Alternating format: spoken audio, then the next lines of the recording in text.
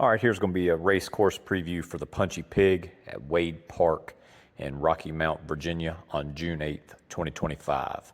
This is a Sunday. It's a beautiful park in Rocky Mount, and I'll narrate a little bit for you, just kind of give you some of the course preview. So follow along. This is in about 1.5 times speed, just to speed it along, make the video a little bit shorter. But follow along and check out this awesome race course. Back just a couple seconds ago, you could see the red arrows on the white placard. The Parks and Rec director, Matt Ross, who's bringing the USMTB to Waid Park, was kind enough here to get out just the past couple days and get the course marked. So if you're coming to pre-ride, this is what you're looking for, the white sign with the red arrows. If you navigate using this right here, you won't get lost. Matt ensured that it would be well marked, and there's not many turns anyways, but follow along on those arrows and they'll get you to the finish line. All right, so when you cross over the bridge, hang a left onto the pea gravel walking path. There'll be a brown sports equipment box for soccer equipment.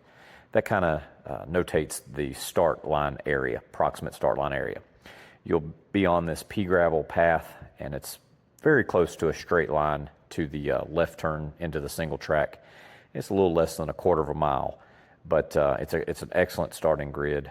You follow that, and then you make a hard left turn into the single track, but it'll be well marked and taped off. But this is a really, really good start area. Then when you proceed in the single track, from that point on is when you'll begin your lap counts. You will not do this starting area again throughout the race. You'll come through through the finish line and the set number of laps. 4 laps for pro expert, 3 for the sport classes, 2 for the beginners, and 1 for the juniors.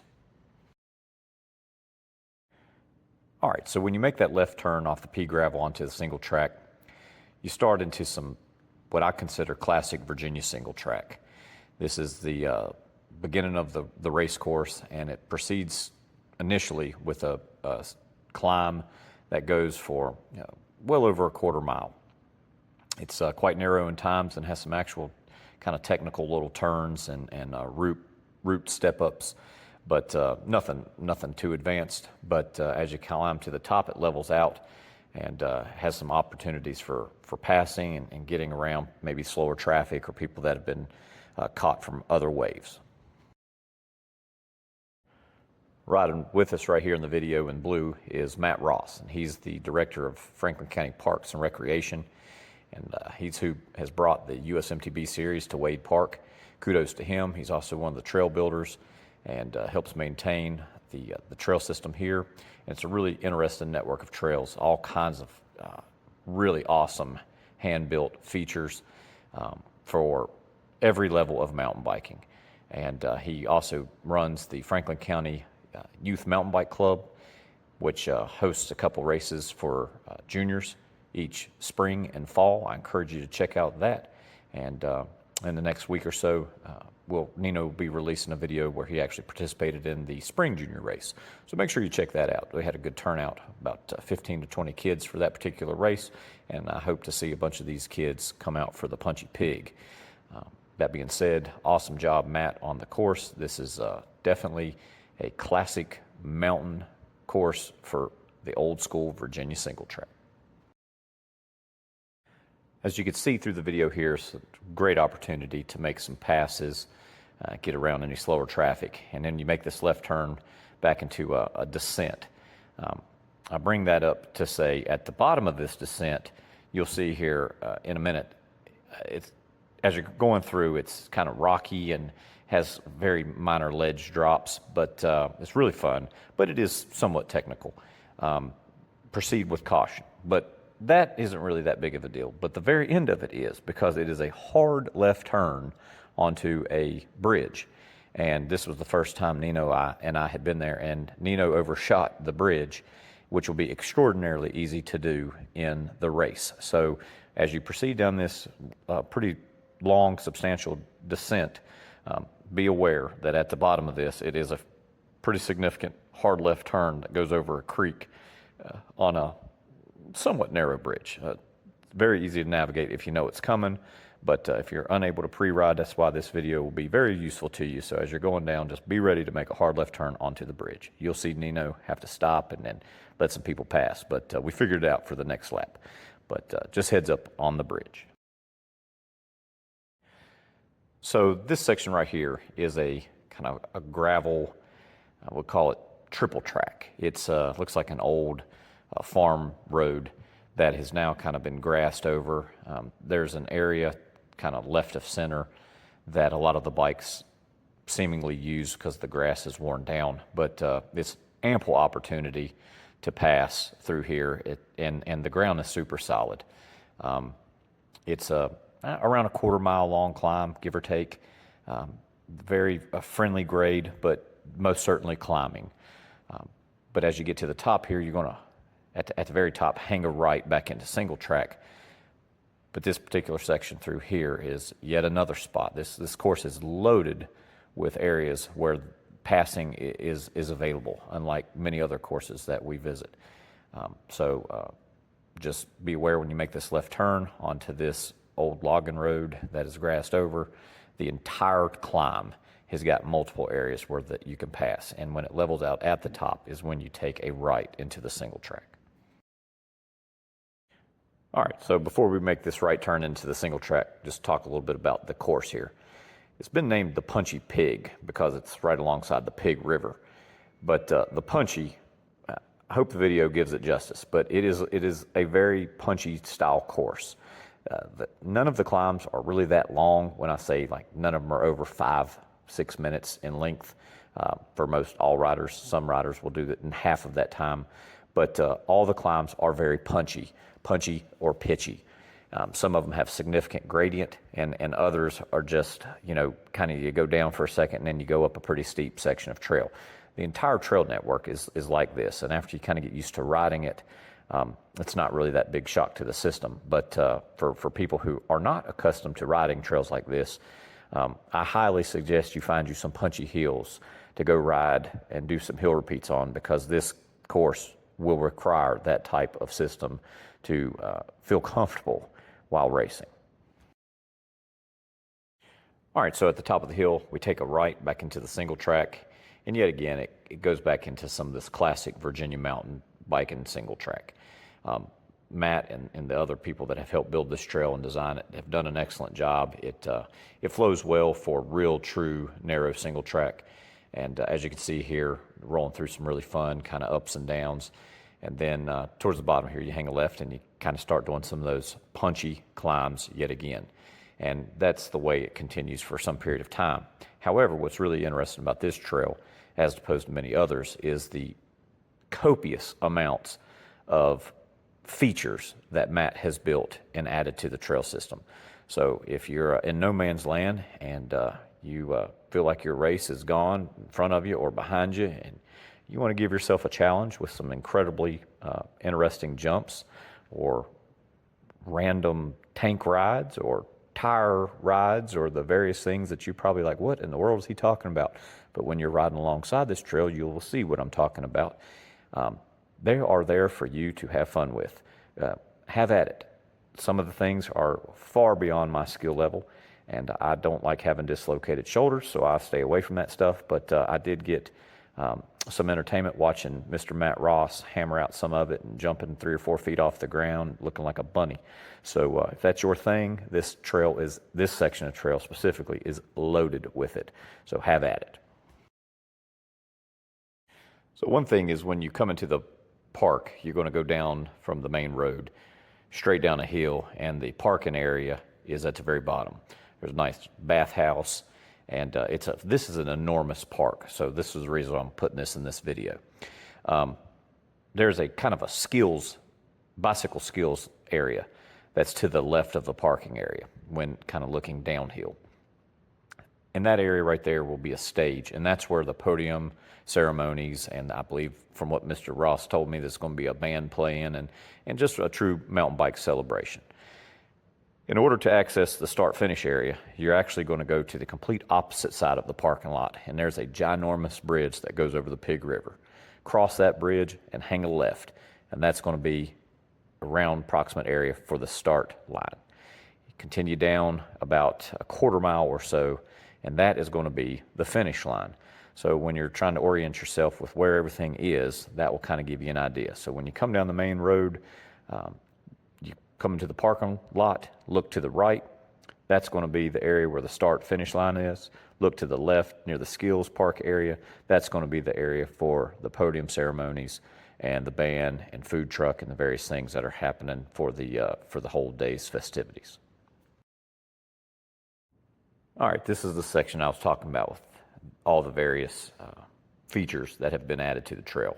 Gap jumps, log jumps, rock gardens, tire rollovers, tank rollovers, you name it. I can't even remember them all.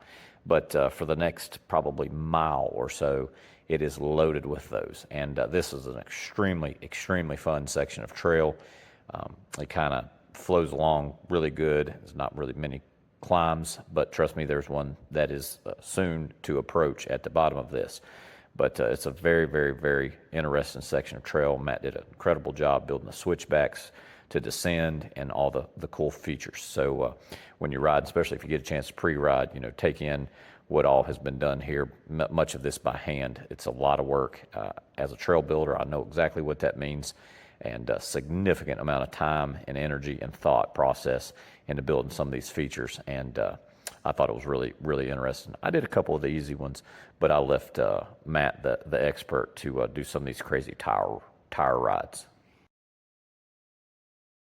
All right, as you can see, we're going through here, and we're about to start descending into a series of many, many, many meticulously built switchbacks. These things were hopefully built by a machine. If not, somebody spent a ridiculous amount of time making them as good as they are. But to me, they look machine built. But the reason why I say that is they're very, very, very well built, and you can roll with significant amount of speed, no risk of the berm giving way or anything like that. But for the next little bit, it's a significant descent right here that follows along many of these switchbacks. You can see Nino following behind Matt's daughter Sadie, and she was had the local knowledge and just rolling it down through here. And it was fun to watch her and Nino riding, having a good time. But when you get to the bottom of this, get ready, because we've got what I would consider a lung buster is soon to approach.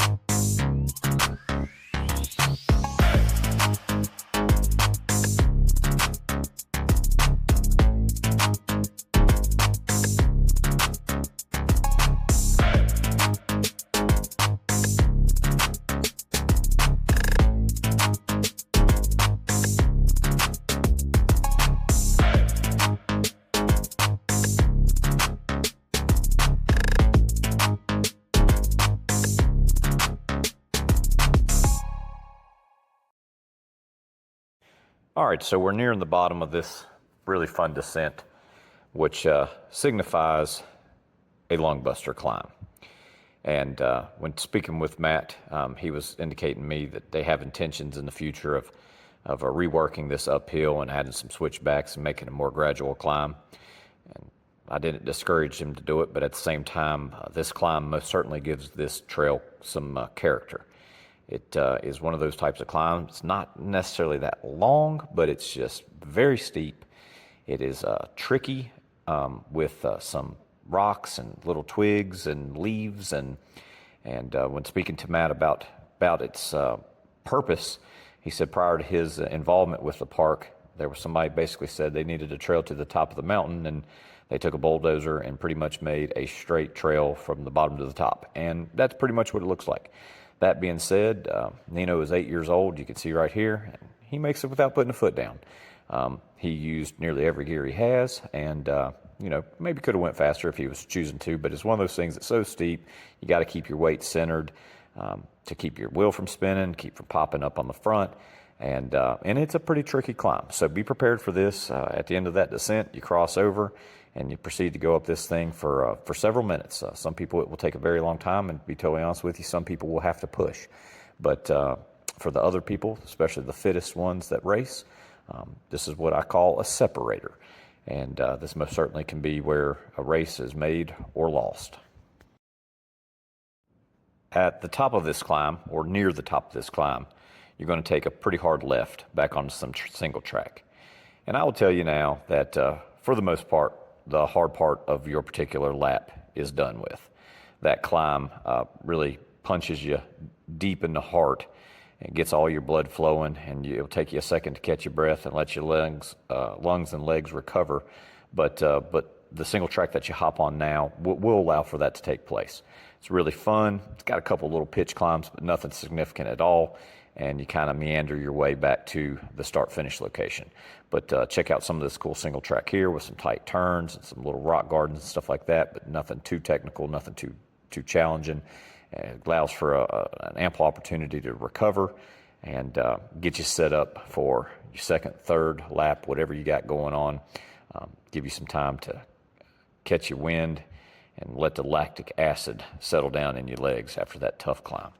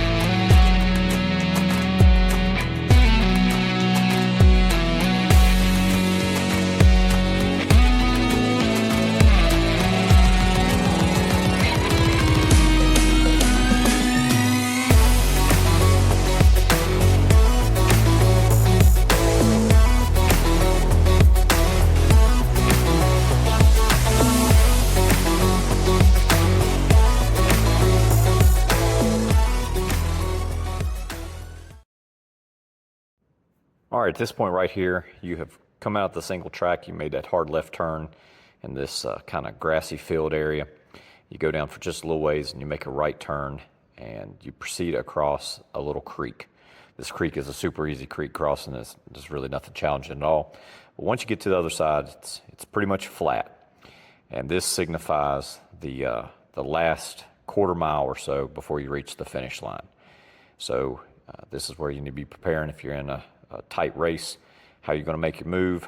It's good and wide through here, run along the creek, but then kind of towards the end, it pops out into a real wide open area. And once it opens up from about that point to the finish line, it's going to be somewhere around 1/10 of a mile or so, depends on where the race director decides to hang up the timing area. But once you pop out, get ready because the sprint finish is right dead in front of you. Hope you enjoyed the video and hope it helps with your race planning. I look forward to seeing you on June 8th for the Punchy Pig at Waid Park in Rocky Mount, Virginia. Kudos to Matt Ross for bringing the race series back to Virginia for yet another stop.